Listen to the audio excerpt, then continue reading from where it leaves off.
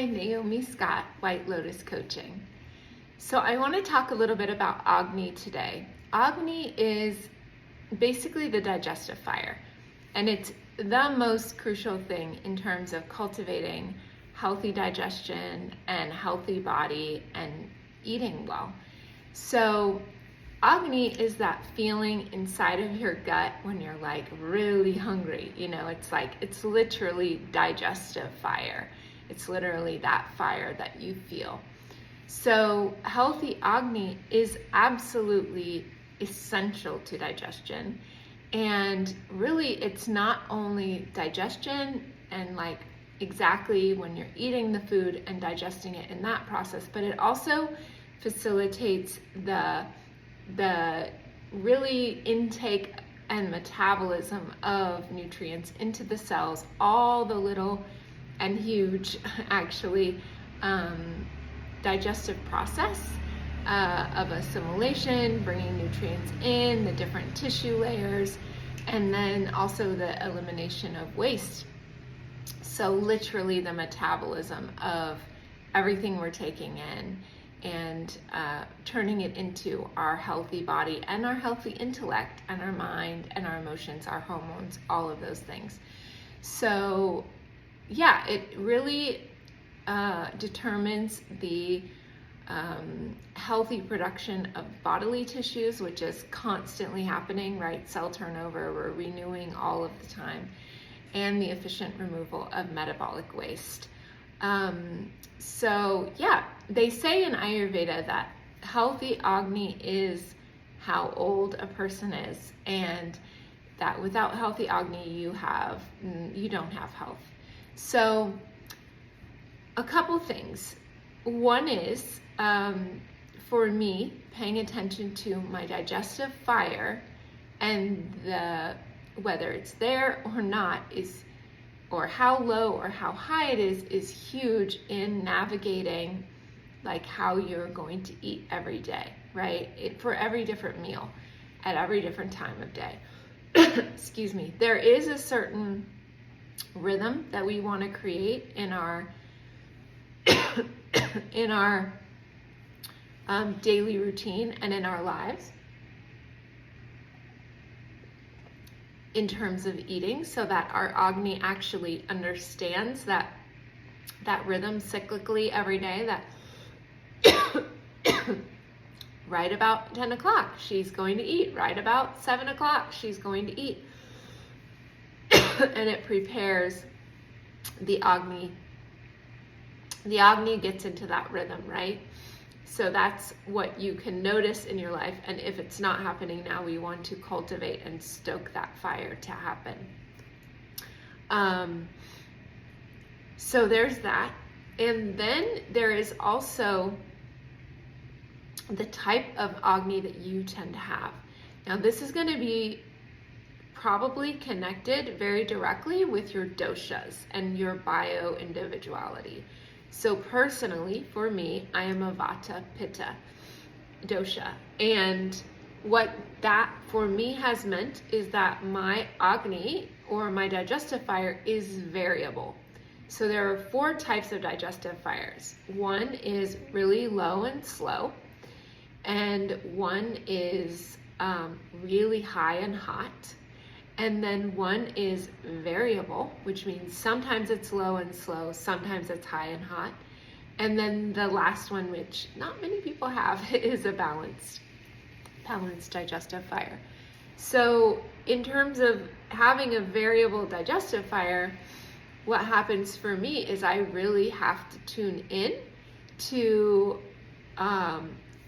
keeping it stoked, and also like noticing if I eat too much, that puts out my digestive fire, and then I'm not hungry for the next meal or whatever. I might have to eat lighter or fast a little bit in order to get that digestive fire happening again. And sometimes it's really strong, and then I want to like eat a little more or eat a little more nuts with that, or whatever it is with that meal. So that's all really important to note in terms of your own exploration of your own Agni. like try to get a sense of what is your type of Agni, slow, fast, or variable, and then pay attention to that and utilize that as a tool to balance yourself on a regular basis. So the things that imbalance or weaken Agni are like cold food and drinks. Like that's one thing, we should never drink cold drinks, which I know is kind of nuts for some people to hear. And some people it's like, oh, that makes so much sense because I've never liked cold drinks and I always sip room temperature or warm water throughout the day. So especially for Vatas, that's very important, but for everyone, it's important to not do ice cold drinks. Now, just real quick insert here. If it is summer and you are really hot, there are ways naturally to cool, or if you're in a tropical place, without killing your Agni, which can be, nature did a beautiful job of that with watermelons, different kinds of melons, coconut water. So there are limes, you know, you can do things that like cool you down without dousing or covering up that digestive fire. Because if you think about it, digestive fire is very similar to a fire, literally. So if you think about a fire, if you put water or cold or damp or heavy things on that fire, it's going to dampen that flame, right? And kind of put it out and down. So that is very important when we understand our Agni is literally a digestive fire. And if we flood it with water or flood it with cold or heavy things, it's going to dim and go out. So our focus is to keep that strong and then to feed it accordingly. So you do want to notice also that excessive raw food, again, it's cold, damp. Now, again, you can eat salads, you can eat some raw things, but you need to be careful. You need to watch how high is your Agni, what is the temperature like outside, you know, what are the influences that are happening here? Is it cold? Is it damp? And then if so, you have to be conscious and careful of eating cold and damp fruits. So these are one of the reasons why when it's summer, when it's warm, when it's hot, that's the season when fruit really blooms, right? And blossoms and gets ripe. And that's nature's wisdom. And that's something, you know, because our bodies are ready to eat, that is why it's in season at that time. So other things that can really sort of sabotage and weaken Agni are heavy foods, deep fried foods, processed foods, red meat, cheese, dairy, wheat, yeast, flour, you know, basically, again, it's those heavy, sticky, damp, definitely ice cream. It's like considered to be the worst, which is like cold and damp and heavy and thick, and dairy, you know, all those things are really hard on the digestive fire. So again, like if you're traveling in Italy and you want some gelato, that's great, but it's warm, you're walking a lot, like there are things, there's exceptions, you know, you can always sort of learn to antidote, but you just have to really look at the principles again. So overeating, that weakens Agni. Eating when you're not hungry, that is weakening to Agni.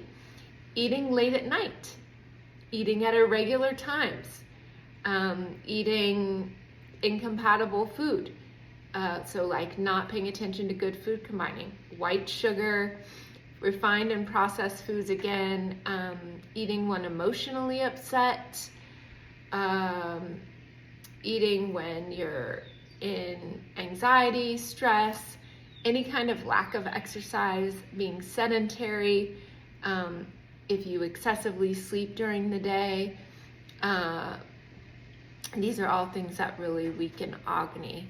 So the thing about it is that what happens, right, is that if our Agni is weak, then it can't fully transform and metabolize and digest what now we have in our guts, in our bodies, in our stomach, in our large intestine. Then that just sits there and kind of, I'm going to say a gross word, which is putrefies. And then that incomplete digestion, that undigested food left in the large intestine, becomes residue, which in Ayurveda we call ama, which is basically sticky, undigested, gummy residue, which not only impacts the large intestine, but then also accumulates and then goes into the other different tissues of the body. And that's where we get like symptoms like,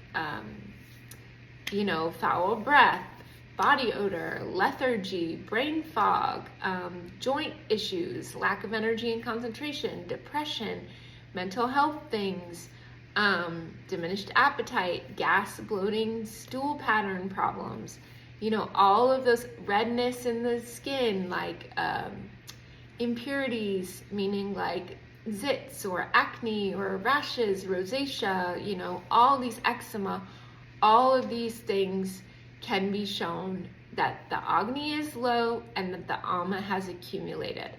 So the buildup is like, again, digestive, congestion, pain, general discomfort, headaches, nausea, skin issues, brain fog, lack of focus, concentration, depression, headaches, I said that already, right? Nausea, skin issues, fatigue, all of those things. Weight gain, obviously, joint problems, feeling any kind of pain in the body really is an indication that your ama has accumulated, toxins have accumulated, and your digestive fire is low, or at least like impaired and low sometimes, so yeah, that is a little bit about Agni and a teeny bit about Ama.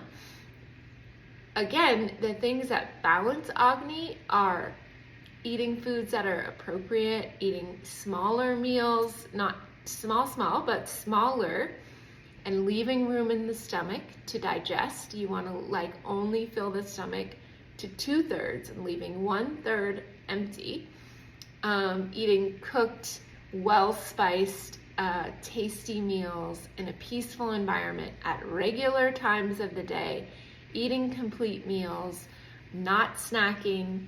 And then of course we have exercise, meditation, yoga, being outside, saunas, sweating, herbs, skin brushing. There's all these different things that allow us to open the detoxification pathways and nourish the body, but also rekindle Agni and stoke that digestive fire. So I know this will be helpful to you if you utilize it in your life. Really start to develop that relationship of that awareness of your Agni and your digestive fire, and notice your patterns around it. One of the things I've really noticed for myself is because my digestion was variable, I would get high digestion and then just want to eat a bunch, and then it would be a little too much, and then my digestive fire would go low, and then I wouldn't need to eat again, or at least I wouldn't be hungry to eat again, for the next meal or the next day. So that's a pattern that I've really had to work with. I really had to sensitize myself and tune in with, and really trust developing that relationship with your body and with what it's really truly telling you, and honoring it and trusting it. And this is all, we're going to talk about the different details that go into this more. But yeah, checking in with your Agni level before you decide what to eat and how much to eat, and checking in with your Ama level, or your current state of imbalance, really helps to navigate, your choices. So I hope this is helpful. Thank you so much.